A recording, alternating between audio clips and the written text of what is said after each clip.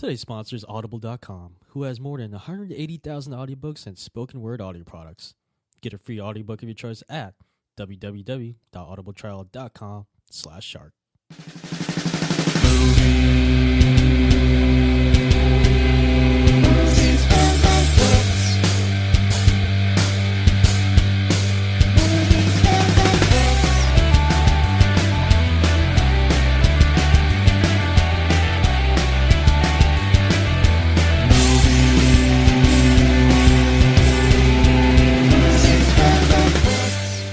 Hello and welcome back to the Movies, Films, and Flicks podcast. I'm your host, John Lasova.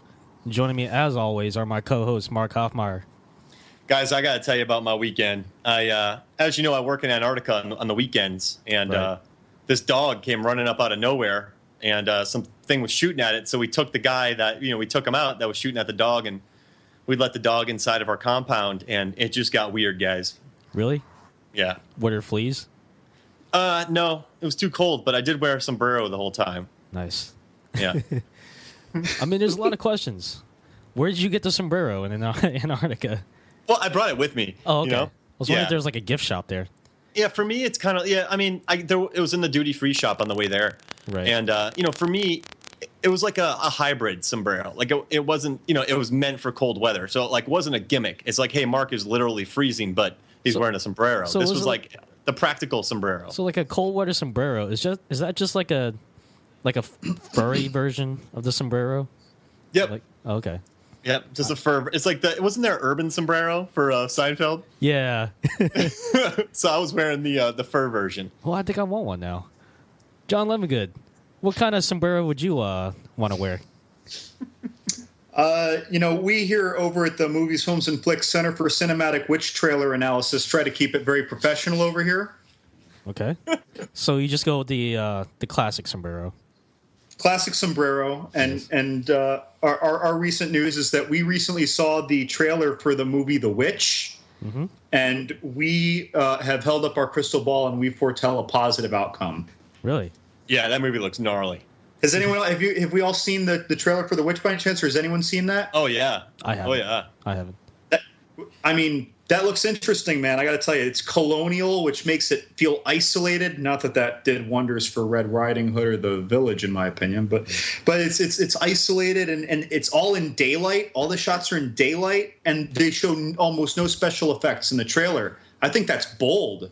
Yeah, it looks good. I think it's gonna be on my list. Yeah, I'm gonna have to redo my 21st Century Horror list after this sucker comes out. Right. And the scoring seems really cool, but then again, like Godzilla had the coolest music ever for the kind of skydiving army guy scene, and then it wasn't in the movie, and it broke my heart. So, I don't know. Maybe I hope they actually have the real guys score it. Yeah. But that's our update. The Movies, Films, and Flicks Center for Cinematic Witch Trailer Analysis. Thanks for that update, John Lemongood. All right, guys. I'm not going to lie. I'm really, really excited for this week's pod.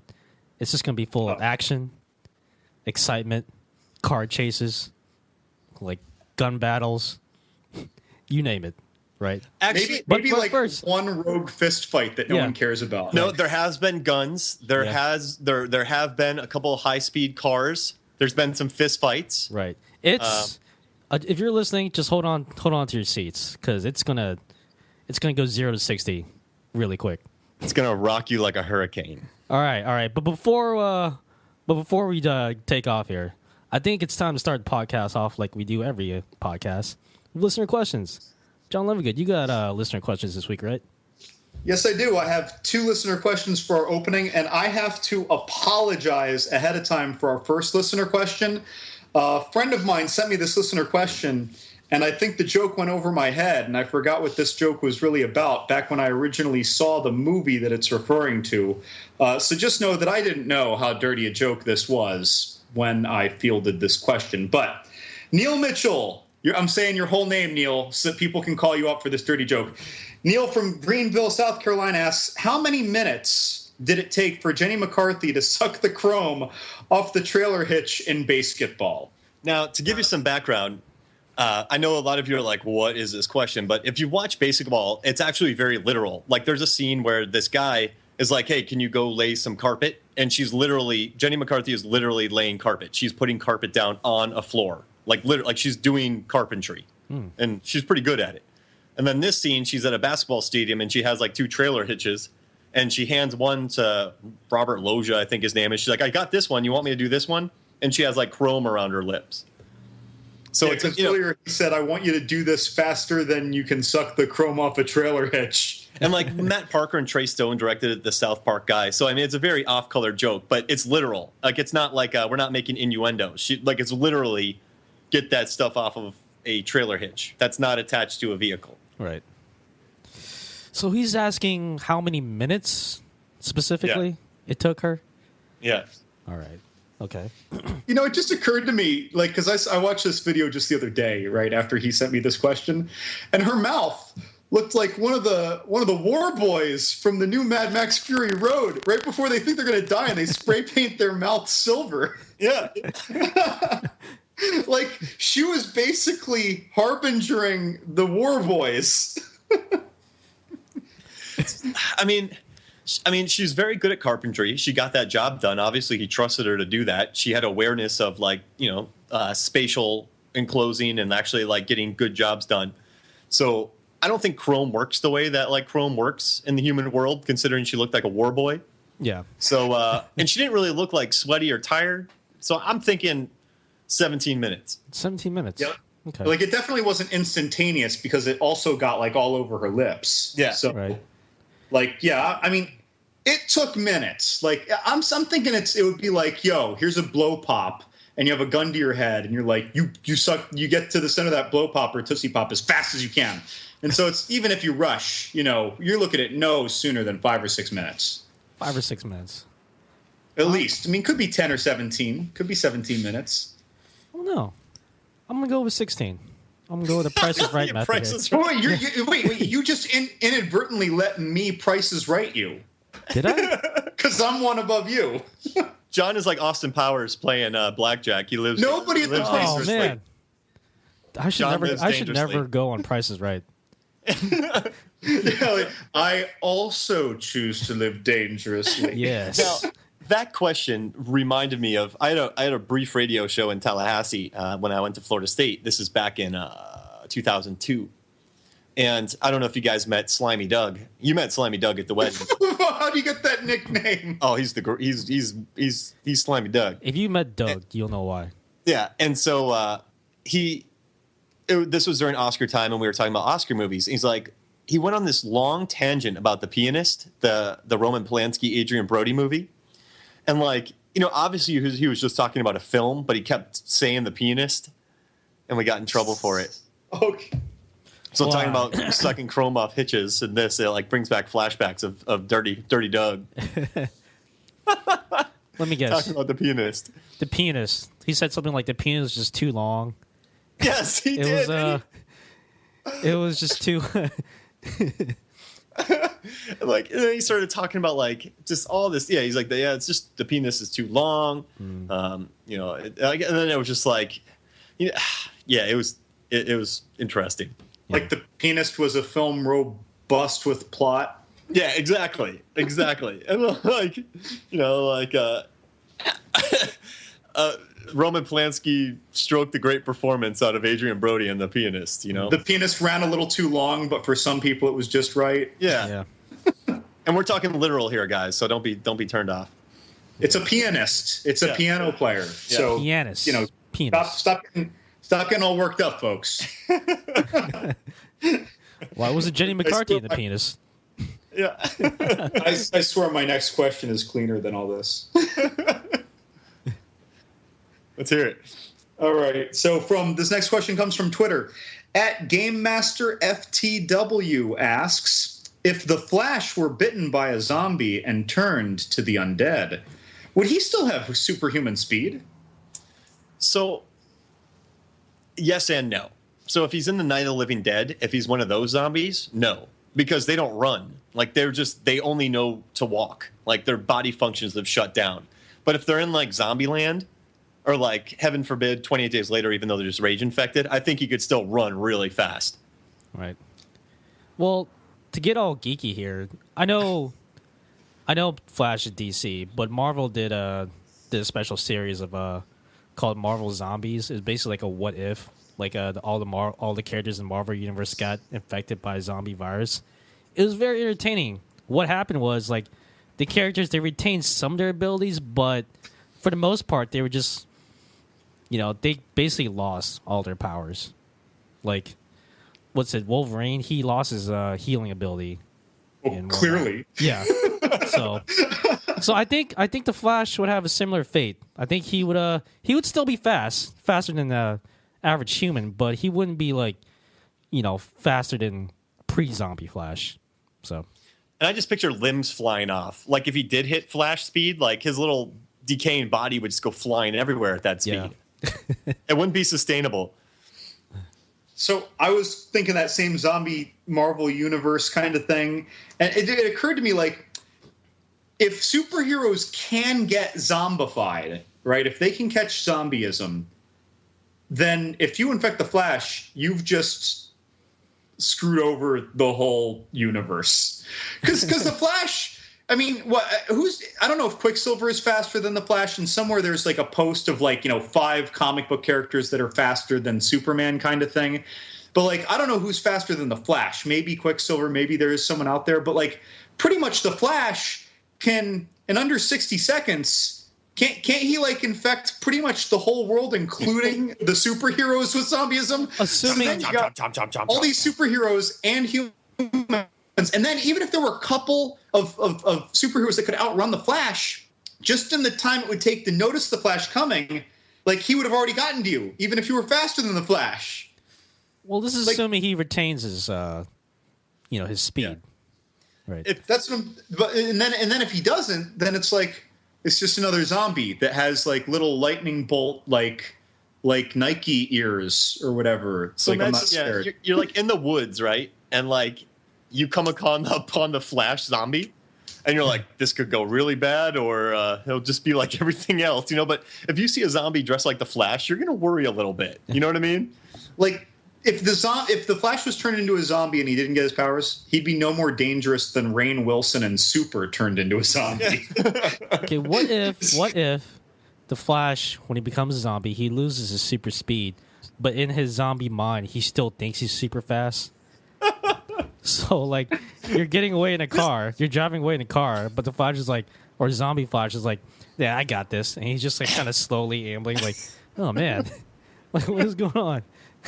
I want the inner monologue of Zombie Flash. It's like, they're going Mach 48.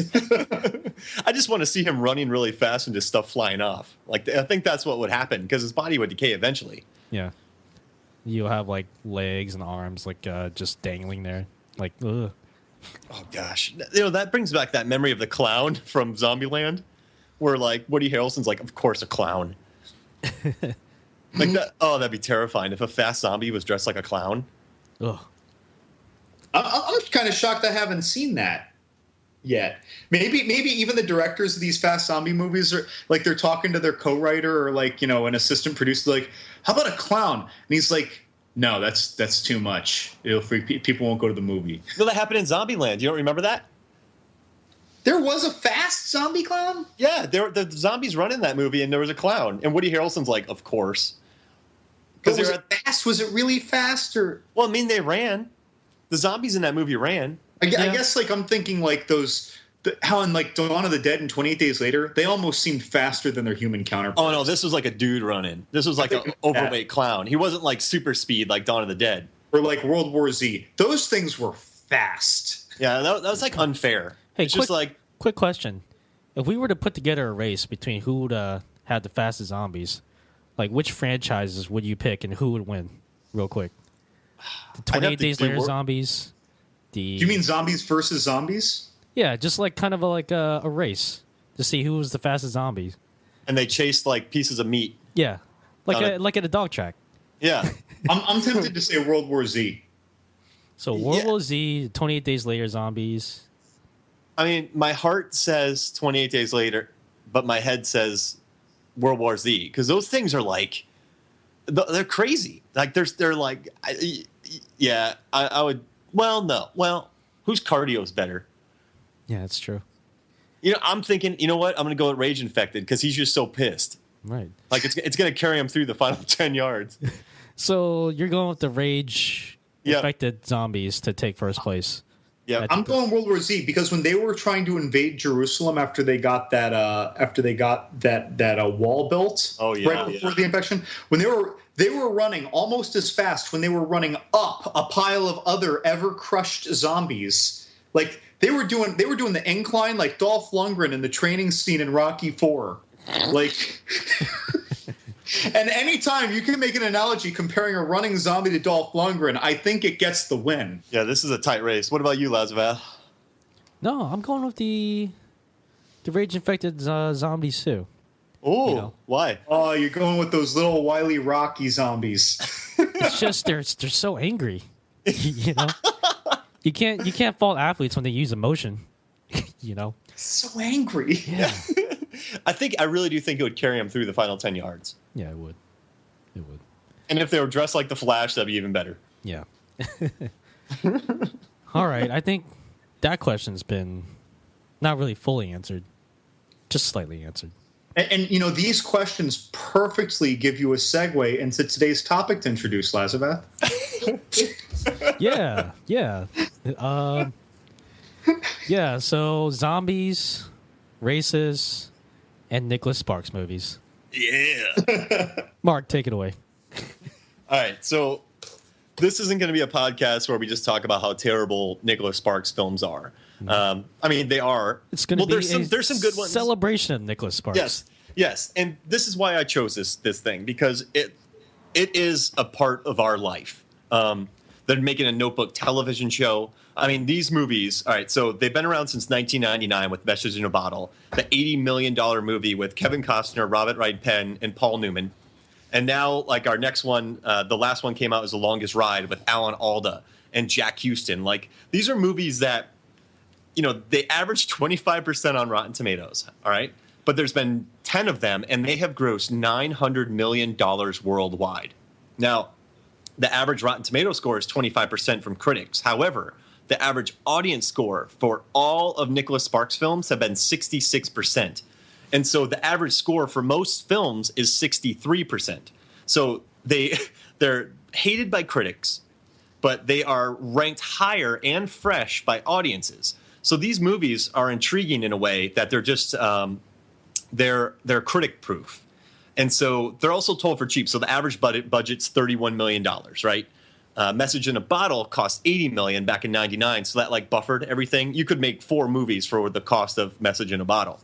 The average profit is $59 million for each film. So, these movies are part of our world. They're part of our lexicon. I mean, I remember sitting in the Notebook, right? I was watching a Notebook, and it was a sold-out theater, and I swear 80% of the people were crying. And I remember it got me out of the film because I was like, it's it was sad. It pulls the heartstrings. It's very manipulative, but I almost started laughing because of the absurdity of sitting in the theater with 300 people crying. And I mean, these movies are here to stay. And so I just kind of wanted to cover, 3 men talking about romances. And I just want to talk about, they're a part of our life. Everyone knows Nicholas Sparks films. So I guess we'll start off by saying, for both you guys, what is the first thought that enters your head when you think of a Nicholas Sparks film? Boredom. Boredom? Okay. All right. With the exception of The Notebook, and Dear John was okay, but mostly with the exception of The Notebook, my thought is barf. Barf. Like fart noise. So I think we're not Rabbit fans, me and Lemongood. Yeah. Well, I'm going to win them over, guys. I'm going to win them over throughout the course of this. We'll see. We'll see. I just think of Rain Kisses. Rain Kisses? Yeah. What kind of Disney princess soliloquy is that? Every single one of these movies, there's rain smooches. Kisses in the rain. Kisses in the rain. So or in the water. You're thinking of Lemongood. So all these movies, Dear John, they're getting rained on. Lucky One, they're in a shower. Knights in the Rodanthe are near the water. The Notebook has the iconic, she jumps around his arms and they kiss in the rain. They're all by the water, so like there's always like rain smooches. Well, okay, so that's like. But to be fair, Nicholas Sparks didn't invent the rain kiss. The rain kiss has been around, movies for a while, right? Oh, yeah, absolutely. I mean, ever since Nosferatu joke. Yeah.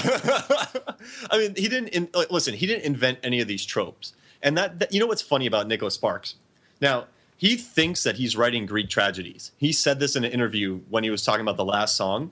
And he considers himself to be a better writer than Cormac McCarthy, the writer of The Road, Blood Meridian, No Country for Old Men. I mean, some of my favorite novels ever written. He legit thinks he's a better writer. So do you think his like crazy confidence helps his product? Yeah. Listen, it's hard to be successful in anything and not be confident in yourself. It's like, I hope this novel turns out okay. You know? You know what? Yeah, maybe. Yeah. Maybe not. I would like about 3 minutes, if Nicholas Sparks is listening, to let him know why he shouldn't be so full of himself.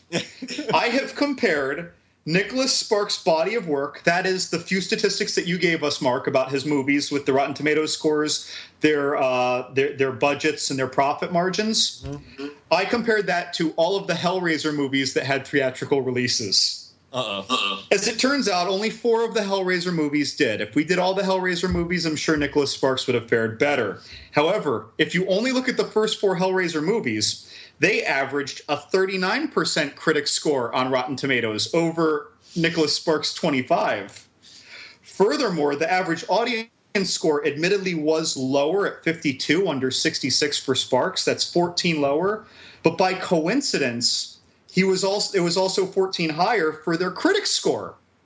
So they balance out if you were to average the critics and audience scores between Hellraiser and Sparks.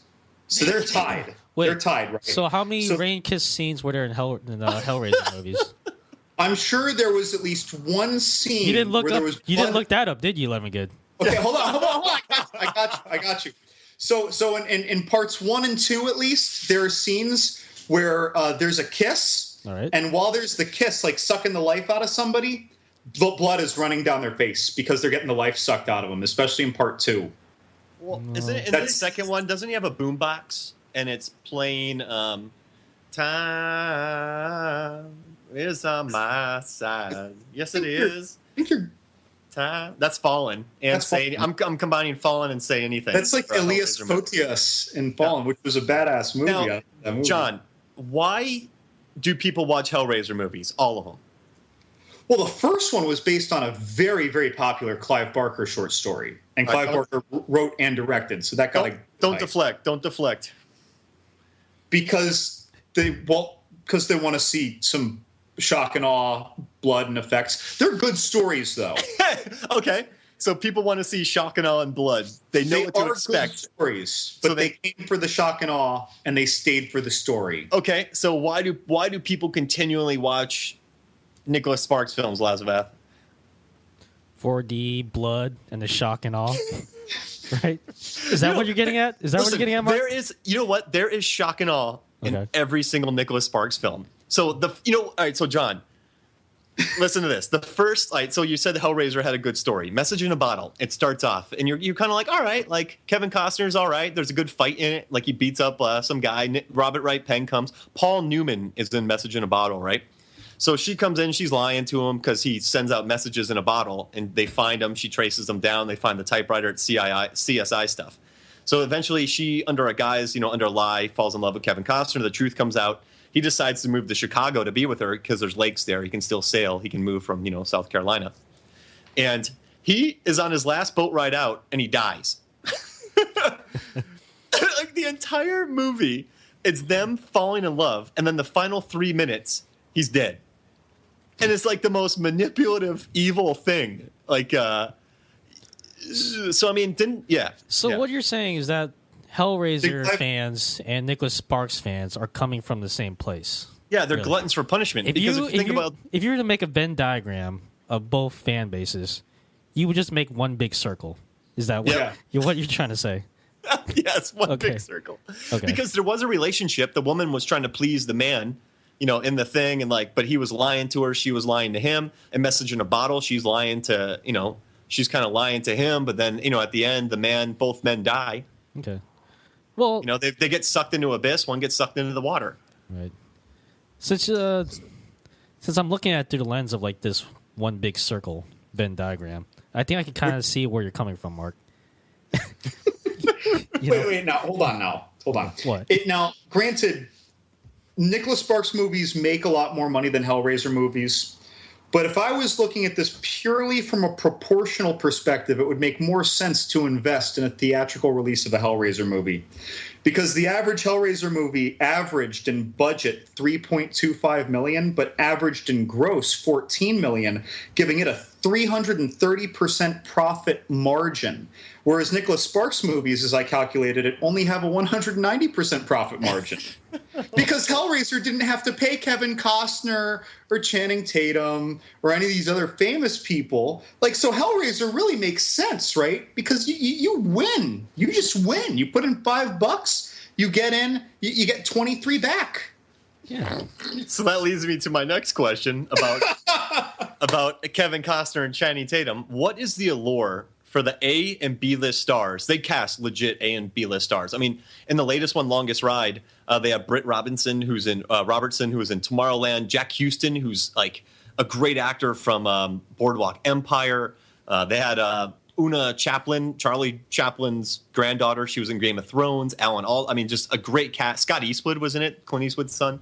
And so what is the allure for the A and B list stars that act in these movies? And like, you know what I mean? Like, they've had really great people. You know what? I'll say, well, not really recently, but there's been some very big names that are A-list stars currently. So what's the allure for them?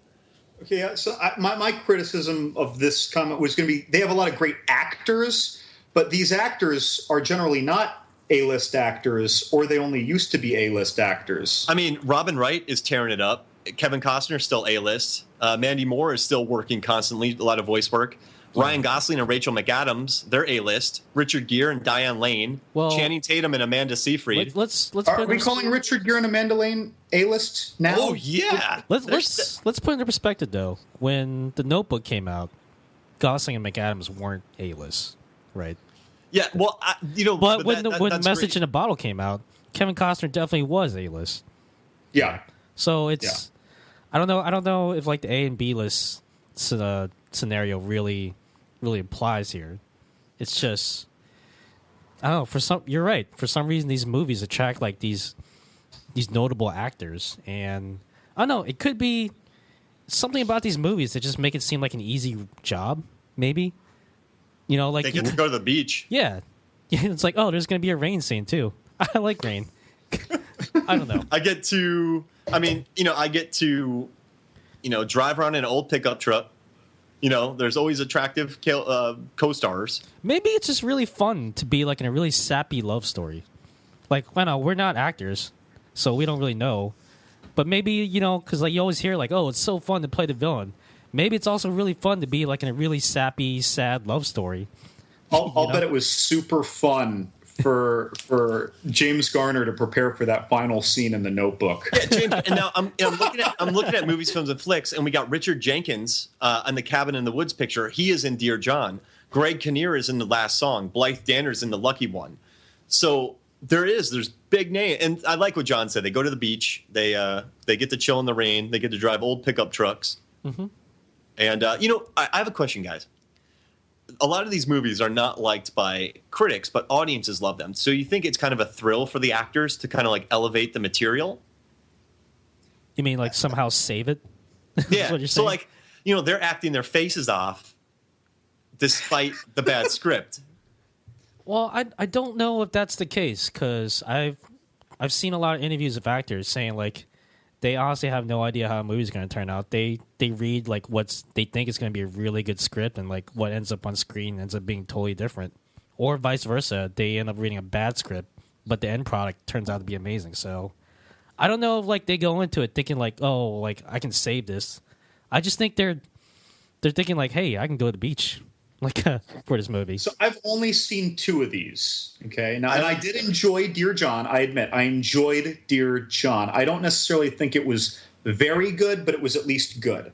And The Notebook, I think, is amazing. I could watch that once a week, like forever. That's a great movie. But like, I don't know. What's your guys' opinions of the other Nicholas Sparks movie overall? Like, do you like them? I've watched all 10 of them, and oh my god, I've watched the same amount you have, Levingood. Yeah. So okay, I'll break down the list since I've watched all 10. All right, I have watched every single Nicholas Sparks film. All right, so I'm gonna break them down 1 through 10 just to give us some insight. Number 1 is A Walk to Remember. And I'm going to let Roger Ebert sum up A Walk to Remember. He said, A Walk to Remember is a love story so sweet, sincere, and positive that sneaks past the defenses built up in this age of irony. It tells the story of a romance between two 18-year-olds that is summarized when the boy tells the girl's doubtful father, Jamie has faith in me. She makes me want to be a different, better person. After all the vulgar crudities of the typical modern teenage movie, here's one that looks closely, pays attention, sees that not all teenagers are cretinous as Hollywood portrays them. A Walk to Remember is a small treasure. Okay, so by the way, that was Mandy Moore, right? Yeah. And some kid like Shane or West or something. Shane West. And okay, I'm just realizing now. All this time I've been thinking about these movies, like leading up to our recording, and I'm just now realizing I've seen this movie. I've seen 3 Nicholas Sparks movies. And by the way, my opinion of this movie, if I were to give my call like I do when I give movie reviews, it would be watch a Hellraiser movie instead. It wasn't bad, but I didn't think it was very good. It wasn't like the two I saw. I guess the one thing I liked about it was everybody could have been such stock characters. Like, they open up with the most stock high schoolers ever. Like, there's this stupid fight where this kid is like listening to Creed and throwing rock fingers. But like, all these kids like mess up, and then they all eventually are like, my bad. Like, it's just a nice little movie where the main actress dies of cancer after I remember they get being married. really impressed, like really, really impressed with Mandy Moore. And by the way, back when that movie came out, I just despised her music. So it's not like I was liking her in the movie because I like her music or something. But everyone else, I don't remember like being pleased with anyone else, including the guy. But Mandy Moore, she really impressed me. Well, that was a challenging role. There was a grace to her in that. And like, I don't know. Listen, I know a lot of people are like, what are you thinking? Now, when I say this is the best of all of them, I'm not saying it's an instant classic. I'm just saying it's the best Sparks film. So, I mean, but I do think, I think there's a certain grace to it that like wasn't overly schlocky. And it actually, I think Entertainment Weekly, they said that it was the least bogus out of all of them. So, how many rain kisses out of 5 would you give Walk to Remember? All right, and on a Nicholas Sparks thing, I'd give it 5 out of 5 rain kisses. Oh, wow. That's a lot of rain kisses. They're soaked. Yeah, so EW said that Walk to Remember was the least ridiculous of all the Sparks films. All right, there you go. Yeah. All right. So, all right. And so my second one is, and I got more for you guys in a little bit, is The Notebook. Now, I just want to tell you a little bit of backstories about this. Cassavetes directed it. Ryan Gosling for 2 months rode on the water and built chairs so he could get ready for the role. And Rachel McAdams literally fought for her character. Like, they didn't like each other on set, Ryan Gosling and Rachel McAdams, because she was like, my character wouldn't do that. Like, she fought for her character to be actually 3-dimensional. And Wait, it she fought shows. with Ryan Gosling or with the She fought with Ryan Gosling. They didn't like each other at first because she was like, my character wouldn't do that. And he would just be like, I'll just get on with it. And she's like, no. And so she like really fought for her character. But you could see like either the two had like passion. They probably hated each other so much that there was like there were like hate smooching in the rain. And back then, Ryan Gosling's only big movie to date was Murder by Numbers, right? I don't think he had anything else big by then. Yeah, where he had a big role. Like, because Murder by Numbers was like 2000 or 2002. Oh, and also I also did a post where I brought up Sparksisms. So Walk to Remember had 6 out of 15 Sparksisms, and Notebook has 8 out of 15 Sparksisms. So they had a widowed person, only child, death of a love interest, angry parents, smooching in the rain. There's a boat, there's letter writing, and a pickup truck. So those are Sparksisms. That's what Marx means when he says it. Yeah, and I mean, like, isn't working with animals, for instance, one of them? Yeah, working with animals is one of them. A loved one dies. Yeah, a loved one dies. Cancer, beach scene involving cuddling, frolicking, swimming, etc. Moving to a new town, secrets, pickup truck, love triangles, angry parents. Wait, how many Sparksism was in Return of the King?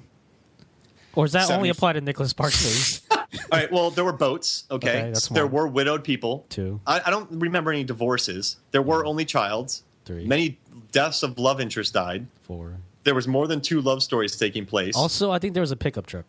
Like, Yep. I don't remember cancer. There was water smooching, maybe. Was there water smooching? I don't think there was water smooching. There's a beach scene, I think. I think it'd be interesting to find out which non-Nicholas Sparks movie has the most Sparksisms. That's fun. I mean, it would take years, but I love it. I'll add a Sparks meter to every film I review from now on. Please. And then, so Notebook is number 2. Number 3 is The Longest Ride, which was the most recent one. It's like the least manipulative of all the Sparks films. There's 2 couples. Mark, real quick. You keep saying manipulative. Like, how are these Nicholas Sparks movies manipulating the audience? Well, like, Kevin Costner, right? He survives, and at the end they kill him. You got Nights in Rodanthe, where Richard Gere and Diane Lane meet at this really nice house on the coast, and then they break. They separate. He goes to work with James Franco in the mountains of South America, and then a mudslide kills him. What? Yeah, and then there's Dear John, where it's like they break up. He goes to war. There's and then she gets with another guy.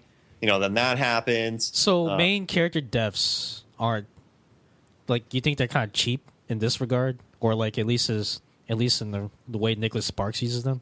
Oh yeah, they're terrible. Like Entertainment Weekly was talking about Dear John, and they're like, John and Savannah find themselves in How I Met Your Mother situation when Savannah breaks up with John for Tim, only for Tim to die of lymphoma, giving Savannah and John the opportunity to rekindle their love. The twist comes off as insensitive and implausible. Let's celebrate this nice dude's death and how it conveniently made it possible for John and Savannah to hook up. Poor Tim. And the lucky one, he's telling a lie that he doesn't have to tell. Oh gosh, don't get me started on The Best of Me. James Marsden just gets wiped out at the end after they finally rekindle their love. I mean, it's like it manipulates you. The music, and then and then you find out, and not Message in a Bottle, the one with Miley Cyrus, the last song, you find out that Greg Kinnear has cancer. Yeah. And it's like, wow. It's like they just see this manipulates the audience to feel. So who would you say is more manipulative? Nicholas Sparks or George R.R. Martin? Oh my gosh. Basically, who kills the main character? You know what, though? George R.R. Martin, he gives us so many characters, and he'll replace characters with new characters that will come to like. So, and we also have a bigger pool of initial characters, whereas Sparks, you're working on 2 or 3 characters you give a damn about, and then he kills a third or half of them? That's again, it's like the Hellraiser with the profit margin. He's using a big proportion. That catches some eyes. Yeah. That's breaking hearts. I think he thinks he's writing Greek tragedies, so I think that Sparks is more manipulative. Can we talk about that quote? Okay, did he actually use those words? Or, yes. How did it's on the website? Yeah, there's a link. He thinks he's writing Greek tragedies. So he is sincerely, almost delusionally full of himself. Yes. I love how certain and succinctly you went yes. Now, listen, and there's a reason why. All right, but Longest Ride is my third. I love it. I'll just go through this real quick. Last Song is the 4th because Greg Kinnear just acts his face off in it. Number 5 is Safe Haven because Safe Haven's with Julianne Hough and what's his name? The guy from Transformers in Las Vegas, Josh Duhamel. But Colby Smulders is in it from How I Met Your Mother, and she talks to Julianne Hough a lot. And then at the end, you find out that Colby Smulders was a ghost the whole time, and she's the passed away wife of Duhamel, and she's trying to get him to hook up with somebody. So that screwball ending gave me number 5. Number 6 is Message in a Bottle because I hate the ending. Number 7 is Dear John because I don't know, Richard Jenkins was good, but it's just so poor Tim. I guess I felt really bad for Tim. Number 8 is The Lucky One because you're like, Efron, just tell the truth, bro. Come on, just tell the truth, man. How'd Efron do, by the way? I like him. They made him so tame in it and bland that there was no life to him at all in it. Wait, and the kid has a lot of life. Normally, he is electric. Yeah.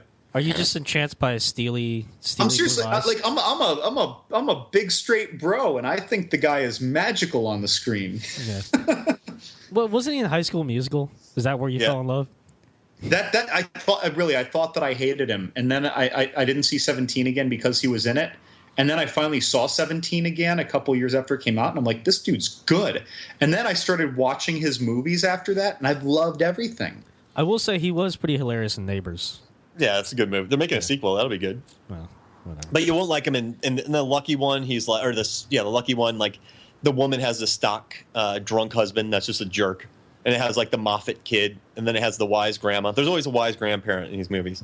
Number 9 is Knights and Rodanthe, which I hate with a passion because Richard Gere and Diane Lane were in that Unfaithful, and this was like their reunion. But like he just put like the movie put Diane. They gave her a mom haircut. They put her in mom jeans. And then Richard Gere dies in a flash mudslide while he's chilling with James Franco. And then there's a 5-minute scene where they're throwing canned goods into a trash can that really weirds me out. And the worst one by far is The Best of Me. The second, it's like dumb, manipulative. It wastes all its talent. It's the lowest rated. It's 8% on Rotten Tomatoes. The screenplay was written by Sparks, and it's just so like underwritten and terrible, and it's just so bad. But James Marsden and Michelle Monaghan are in it, and they're great. But I don't know. So that's, yeah. But also, I want to talk to you guys about the movie posters, because when you think about a Nicholas Sparks film, what's your first thought that comes to mind? They're like an My embrace. from now on, right? What's the Sparksometer? What is it? What's the Sparksometer rating? But Laz, what's yours? What? Oh, on the posters? Yeah. Oh, they're always like in some type of embrace, like making like really deep eye contact with each other. Like they're always just about to kiss, but never actually kissing. Yeah, I'm looking at it right now, and no one's smooching. And then there's like the face palm of doom. But I want to break down these posters for you, because I wrote a post about analyzing these posters. And the posters, the first 5, right, were Message in a Bottle, Walk to Remember, Notebook, Knights and Rodanthe, and Dear John. Those scripts were not written by Sparks. Someone took his book and adapted it.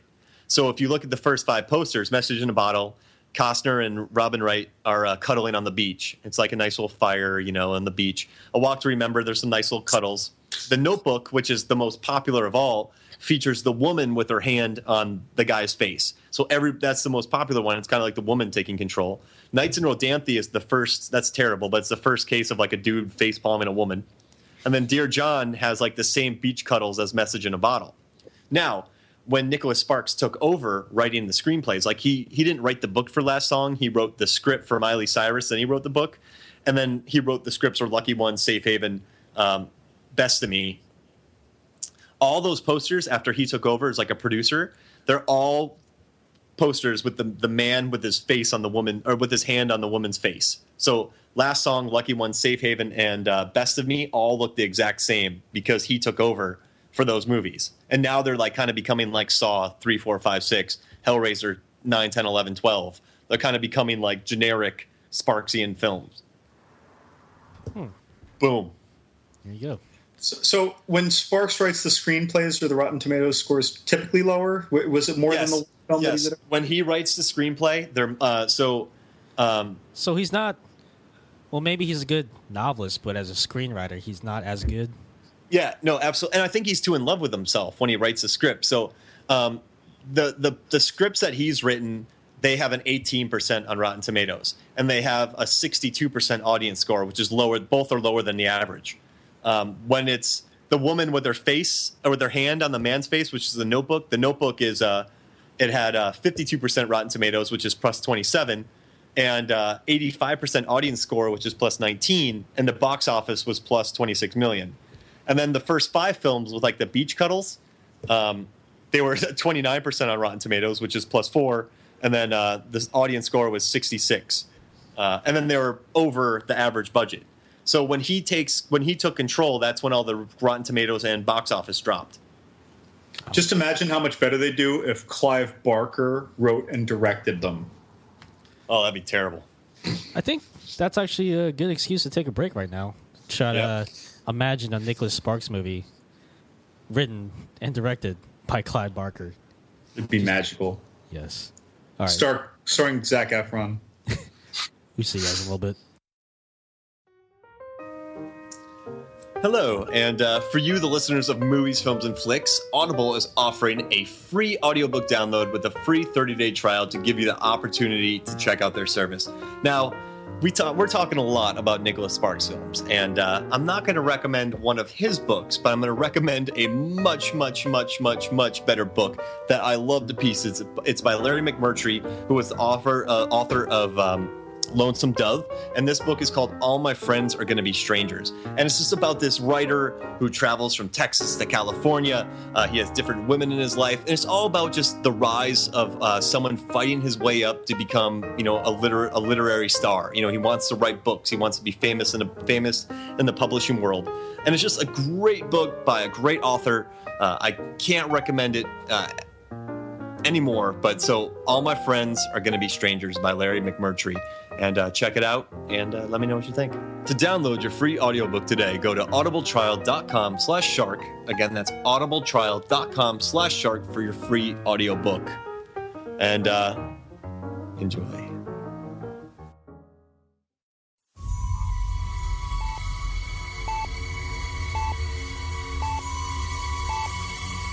She's coming too. Shark Dropper Studios presents to you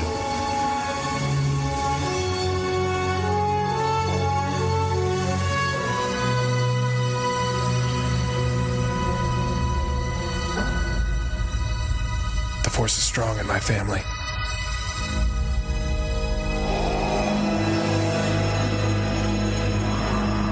My father had it.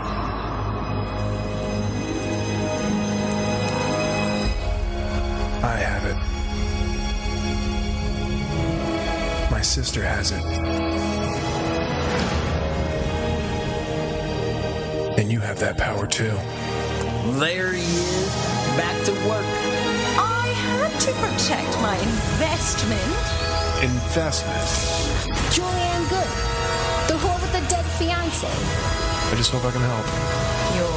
Your reputation precedes you. If you don't open this fucking door right now, I'm gonna break it down. Go, hurry up, go. Mr. K! It's Jimmy John. He's missing. Go find him, Tubby. Paulie, we're home. Doppel Avenue Hurt, Season 2, brought to you by Shark Dropper Studios.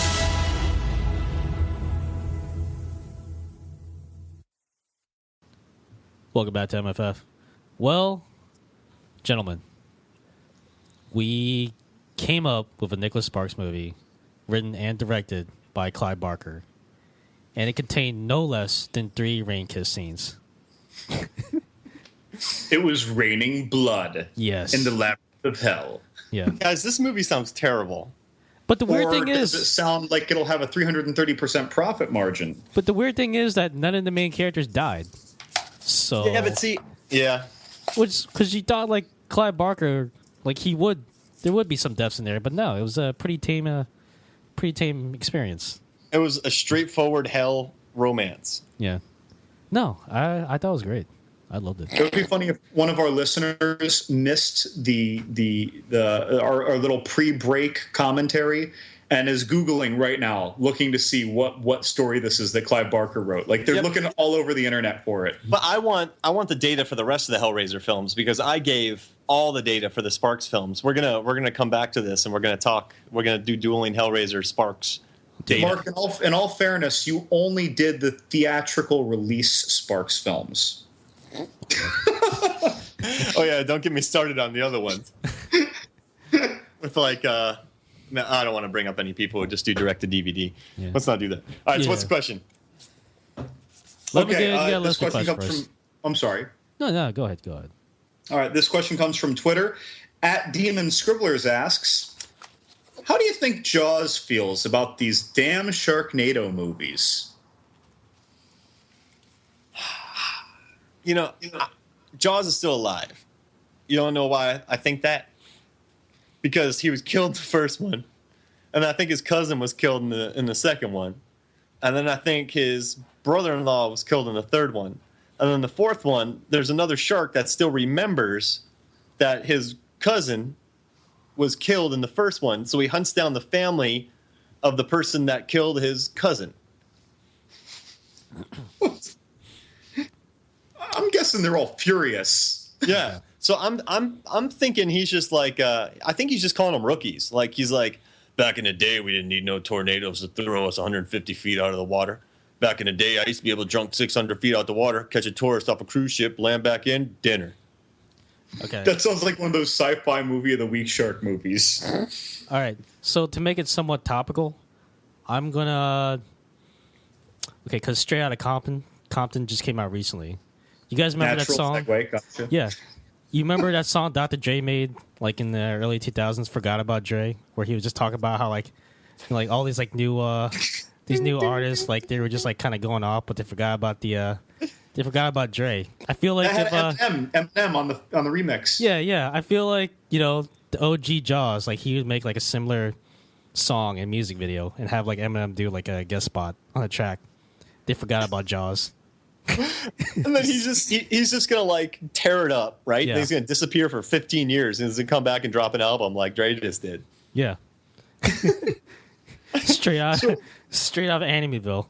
Yeah. And I think Jaws is like, you know how many shark movies there have been that have tried to rip me off? How many shark movies have been Jaws? He's just like, let them have their fun, those rookies. Just forgot about Jaws. Everybody said that, forgot about Jaws.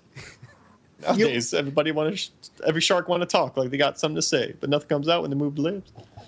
Just a bunch of everyone thought that they forgot about Jaws. So this got me thinking, like, there are all these shark movies, especially in the last decade from the Sci-Fi Channel, like all this Mega Shark and Crocus Shark, I don't even know, Dino Shark, Mecha Shark, all these things, Sand Sharks. Like, at what point, though, were there not Jaws movies and not those movies? Like, was there a point where someone thought about making a Jaws 5 and didn't, but there wasn't something filling the gap like a Sharknado movie? Because, I mean, as I recall, Back to the Future prophesied that on October 22nd of this year, we'd be at Jaws 19, directed by Max Spielberg. Well, and we don't have that. So where is even Jaws 5? Like, Jaws 4 wrecked it. Jaws 4 is one of the consensus word. Like, you guys, you got to read Roger Ebert's review for Jaws 4. Like, it is one of the worst. Like, the movie ends with the shark basically committing suicide on the broken mast of a boat. Like, it jumps out of the water. The shark roars. A shark roars. I didn't know they had vocal cords. A shark roars in Jaws 4. And, Michael Caine didn't get to pick up his Oscar because he was too busy shooting Jaws 4. He's like, I don't care. I bought my beach house with it. But I think Jaws 4 wrecked any chance of another movie going on. And yet the Sharknadoes are going strong. Well, I mean, but look, how many movies have tried to rip off, like, Deep Blue Sea, they made the sharks 1 foot longer. Is that true? Yes, 100%. Yeah, Rennie Harlan did that. In Jurassic World, they had great white sharks feeding that stupid sea beast, which is a waste of great white sharks unless they're cloning them. I don't know. So, I mean, all these movies have, like, tried to be Jaws, but no one can be Jaws. So I think you're right, John. I think it's a Dre situation. I think it's... I think that was a perfect... Like, you should have dropped the mic and then just walked, because that was perfect. Yeah. So I think I know why they stopped making Jaws sequels. And that's that back when Back to the Future Part 2 came out, and it was after all those Jaws movies were out, right? Like, we saw future Biff, and future rich Biff looked just like now Donald Trump. I saw someone do a side-by-side picture on Facebook. Oh, he looks, with the lip sneer and everything and the comb over, he looks just like now Donald Trump as one of the Republican candidate wannabes. And, like, so I wonder if someone saw into the future, right? They went to see like a Gypsy or something, and they wanted to make Jaws 5. And they're like, if you make Jaws 5, you're going to keep going to Jaws 19, and then Donald Trump is going to be president.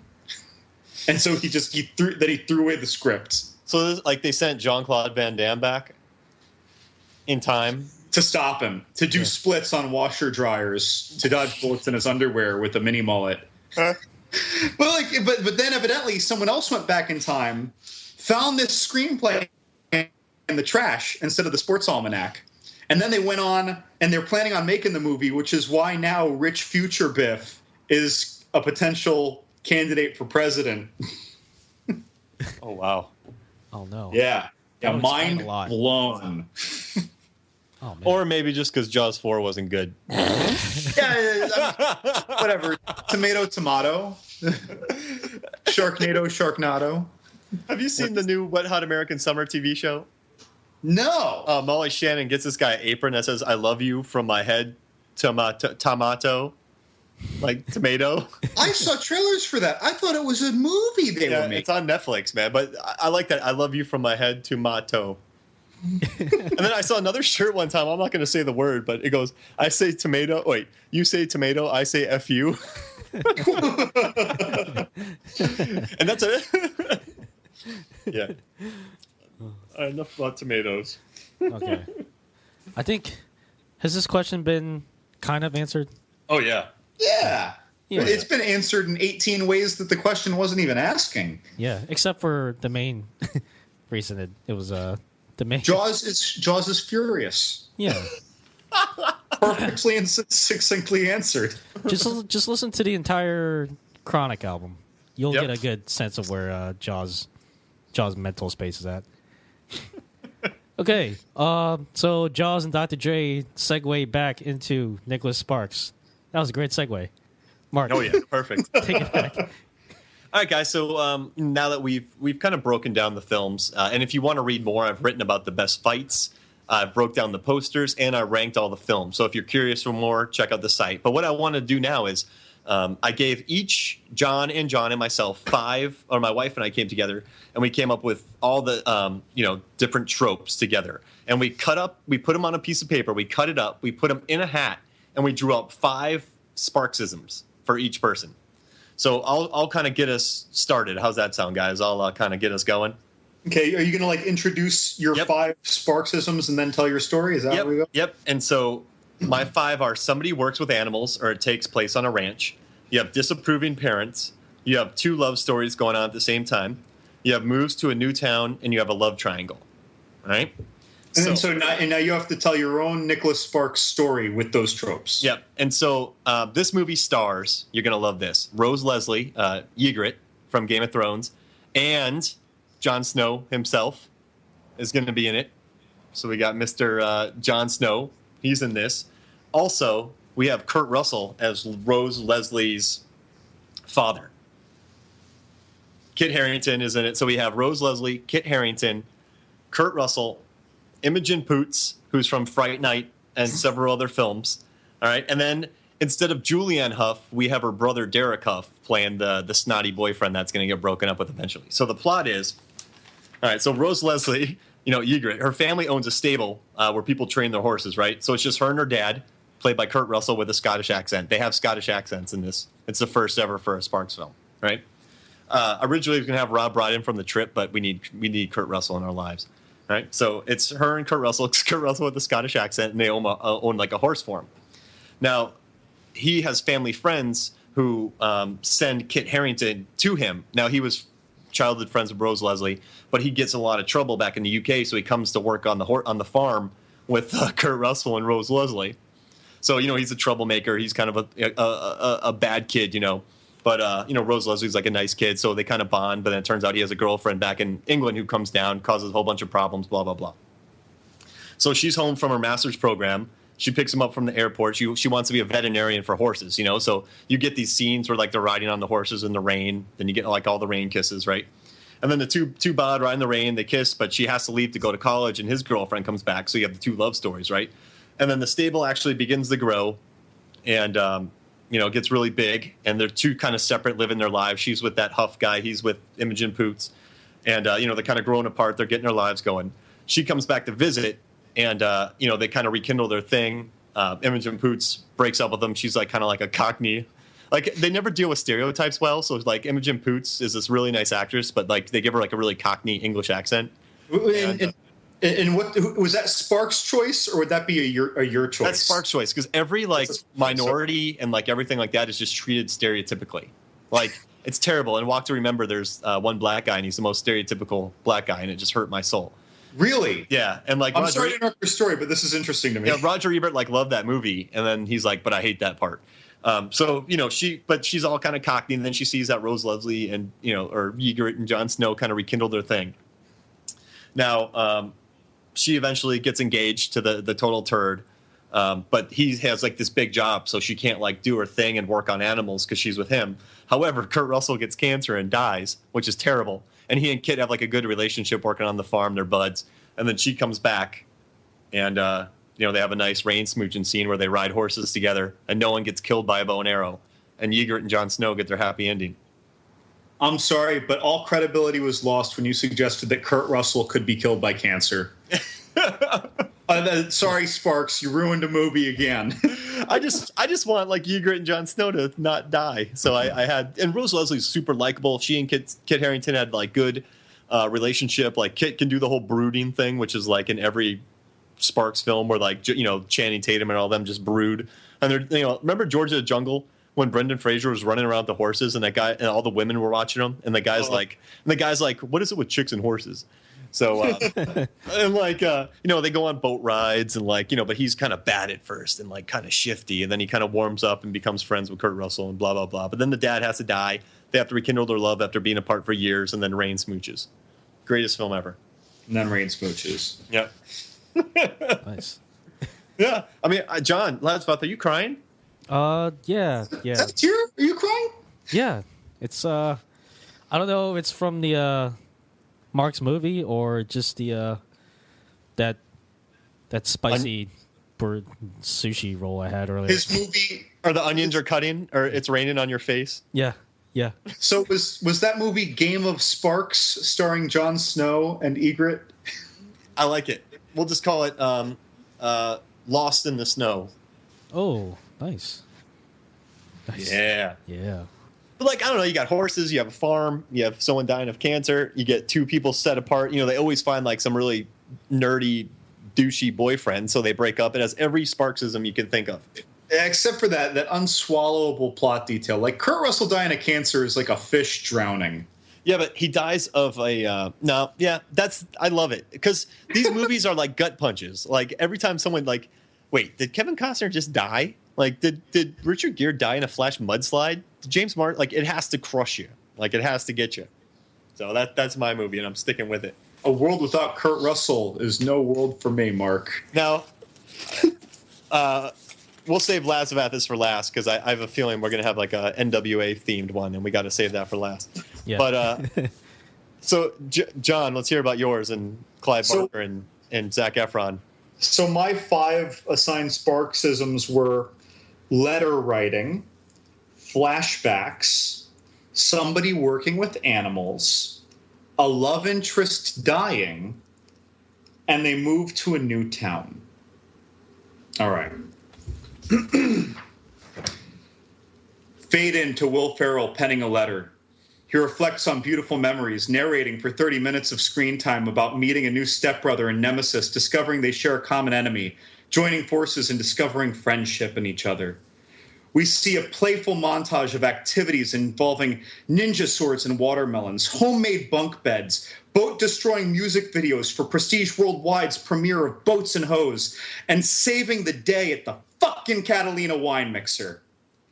Cut to a split-screen shot of Will Ferrell approaching his mailbox from the left and John C. Reilly approaching his mailbox from the right. As Will Ferrell places the envelope in the box and lifts the flag, Reilly removes the letter and pushes the flag down on his mailbox. Reilly places the letter in his side satchel and departs for work, his drive silent with no radio to accompany him. He appears empty. Cut to a scene that appears to be a cursory emulation of a natural habitat. Reilly steps into the shade of a cave of sorts, taking a break from shoveling animal shit in the gorilla enclosure at a zoo. We are bathed in a montage of the events accounted by Will Ferrell, and Reilly reads. He sheds a tear and then rushes to rub it away childishly as if angry for letting himself cry. Before finishing the letter, Reilly goes to throw the letter away, then hesitates. He recoils and puts the letter back into his pocket. Anyone know what movie we're farsing yet? Roadhouse. Hellraiser 3. Reilly is driving home from work. While driving, he reflects on his torrid affair with his stepbrother's sister-in-law that ensued after he and Ferrell went their separate ways on good terms at the end. And one day, while bringing him lunch at the zoo, his torrid affair as an excuse for a lover's rendezvous, stumbles while bringing him lunch and falls over the guardrail into the sloth enclosure at the zoo. And tragically, she's torn to gory shreds by those fierce creatures. Cut to Riley's porch. When Riley gets home, he sits on the porch and continues reading as Farrell voices over the words, "I miss you and want you back. Come back to me. Come away with me to Columbus and we can take care of each other." And as Riley lowers the letter, he sees Farrell in front of him, narrating these words on his knees. And they embrace in bro tears. And they move to Columbus. Nice. So that is my Sparks Brothers story. I'm still crying, actually. I don't know whether it was from the previous story or this story, but I still got tears running down my face. It's just been raining on my face. I think my story would be better than a Sparks story put on film. We were supposed to write a Sparks film. It is a Sparks film.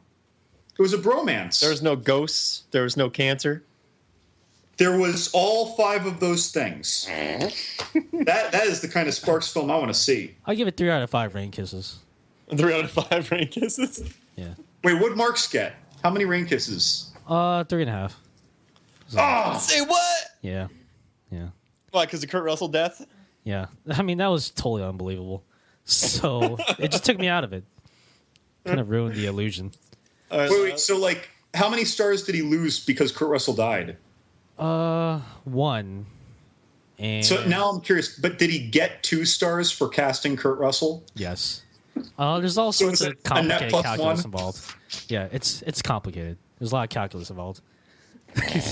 Yeah, but you and Jon Snow get to get together without an arrow killing him. Yes, that's also factored in. Like I said, Nice. it's not simple. But at the end of Step Brothers, we were torn because they grew up and went their separate ways, but I brought them back together. 3 out of 5 rain kisses. Live with it. That is, what a draconian critic you are. I love it. All right, Lesbeth, what do you got? Okay, so these are my Sparks tropes that I got. One, Let's listen to this guy throwing stones in his glass house. hey, it gets hot here, all right? So, all right, 1, disapproving parents. 2, there is a secret. 3, there's a love triangle. 4, it takes place during a war. 5, the 2 lovers are from different wealth classes. Okay. So I will admit, I didn't realize I had to actually put together a story. I thought it was just like matching tropes here. But no, that's fine. I can just freestyle it. Okay. So disapproving parents, I went with Brad Pitt and Tom Cruise from Interview with the Vampire. Because they were sort of parents to Kirsten Dunst's character. Yeah. Right. And Kirsten Dunst, she's like the main character in my Nicholas Sparks movie. The secret is that the dude that she's infatuated with, like, he's not a vampire. Ooh. But Brad Pitt and Tom Cruise don't know it. Right? Ooh. Right. So she's hiding that from them. 3, there's a love triangle between Brad Pitt, Tom Cruise, and Antonio Banderas. Ooh. Just because. Yeah. Yeah. Because That's a lot of smolder right there. You know, he might have actually been like the most legit cool vampire in Interview with the Vampire. well, I didn't want to put like Kirsten Dunst in that love triangle because she was like still a little kid in that movie, and that'd be like really weird and awkward. So I'm just like, we'll just leave that alone. Takes place during a war. I went with the Civil War. Why not? They're like Because Captain America is there. Yeah, yeah. And the 2 lovers from different wealth classes. Yeah, Kirsten Dunst's character, they're like, I'm assuming they're like rich vampires or something. And the kid that she's in love with, like he's just some poor, like I don't know, southern dude. Nice. So how's it end? It ends with them. They're next to the coast, right? It's almost sunrise.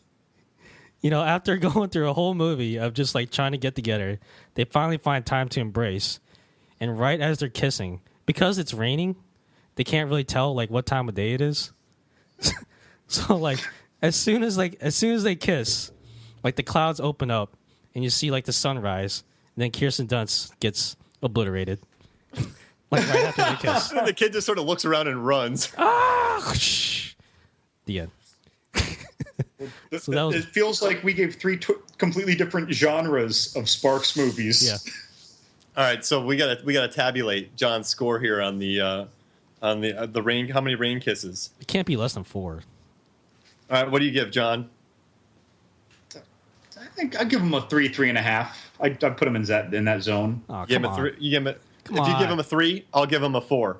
Yeah. There we go. All right, so 3.5. Yeah. Oh, Which puts me in the and then I'm voted off the island. I'm sorry. I just love. This is my. I want Lazovath to be a screenplay writer because I'll put him during the Civil War because why not? You know what? My Predator movie would make a better Sparks film than your Sparks films. Are you kidding me? So if I would have let Kurt Russell live and I would have had Jon Snow and Egret get together, this movie would have been the greatest thing of all time. It would have. Dude, if they did a Predator movie with Danny Glover and Arnold Schwarzenegger today, it would be the greatest movie of all time. I don't know about that. I have actually even added like another Sparks trope, the main character dying. So Yeah. yeah. You nailed it. And then I- they can live in like Savannah, like Yeah. right on the coast because that's like a very gothic town. Is that where they were? Savannah?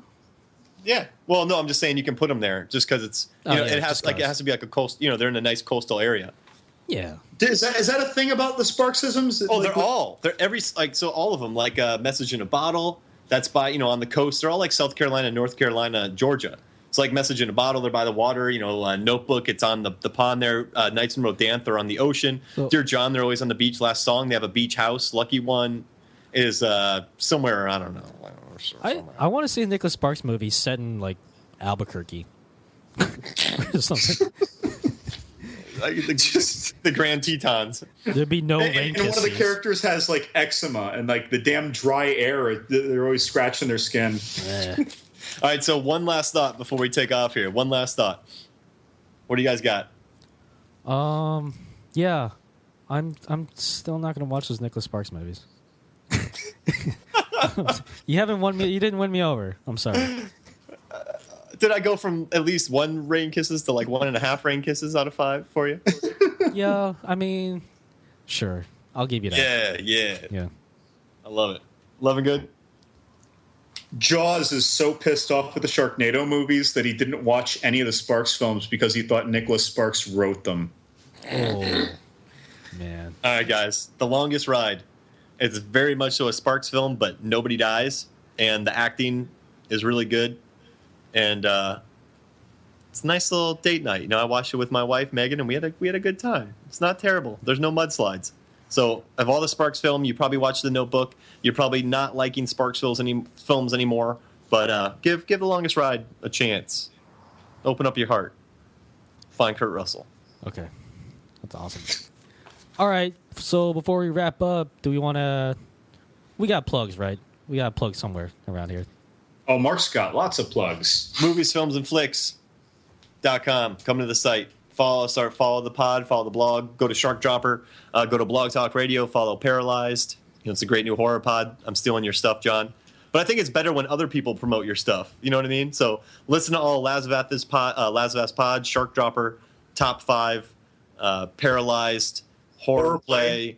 Oh, man, he has another great one. So eat up the Shark Dropper stuff. Yeah. You'll love it. Also, check out The Chronic, released by Dr. Dre. It's on iTunes. Download it. Give it like a 5-star rating. Yeah. Although I heard like his new album, Compton's not that great. It's uneven. It's kind of mixed. I don't know. Maybe a little forced with the release of the movie. Yeah. Well, he was supposed to be working on Detox, but he said like, "Oh, that's never going to come out now." I'm like, "Well, all right." Well, that's enough Dre talk for this Nicholas Sparks pod. For my co-host Mark Hoffmeyer, Sayonara. John Lemongood. Good night, folks. I've been your host, John Losworth. Thank you so much for listening, and we'll see you guys next time.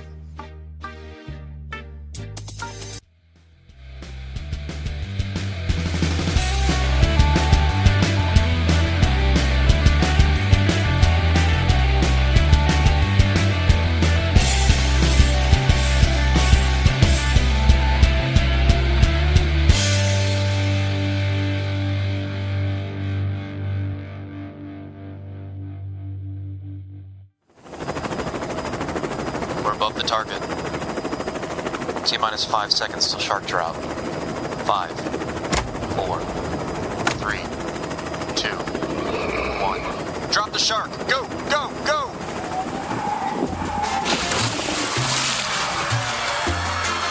This podcast is a Shark Dropper Studios production.